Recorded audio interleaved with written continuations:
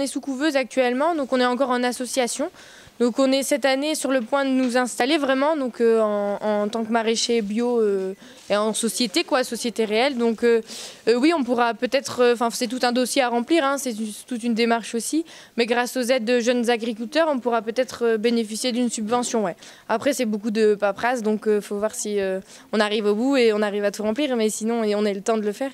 Mais sinon, ouais, c'est possible d'avoir quelques subventions ouais, pour repartir en bio. Après, c'est vrai que l'État coupe un petit peu les vannes et c'est de moins en moins facile de les avoir et il y a de moins en moins de budget aussi. C'est d'ailleurs très dommage parce qu'il faudrait soutenir et favoriser cette agriculture bio plutôt que de couper les vannes. Mais bon, après, c'est des décisions qui ne nous appartiennent pas. C'est possible de vivre du maraîchage bio. Mais ça demande un certain travail en fait. Hein. C'est un travail, c'est beaucoup plus de main d'œuvre en fait. C'est beaucoup plus de temps passé au champ. C'est pas d'utilisation de produits. Donc c'est un temps de travail supplémentaire, je pense. Et c'est pas de tout repos. Donc c'est pas facile, c'est pas le terme, mais on peut en vivre et c'est possible. Les gens sont de plus en plus compréhensifs, sont de plus en plus attentifs à cette démarche de bio, de local.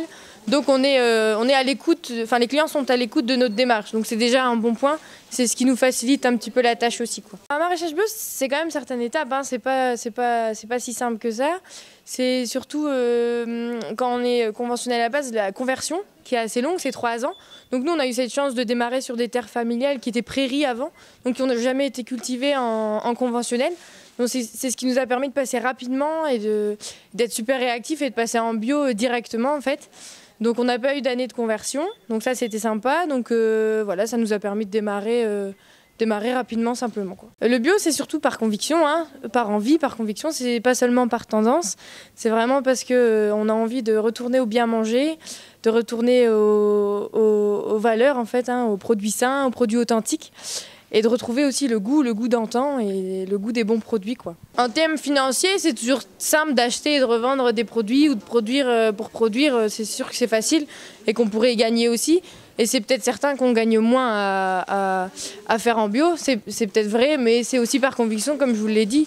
Donc on préfère faire cette production bio-là et savoir qu'on garantit des produits sains et de qualité et une fraîcheur certaine. Et que ce soit local aussi, plutôt que de partir sur une production conventionnelle où certes on pourrait peut-être gagner un peu plus, mais c'est pas l'objectif du projet, quoi.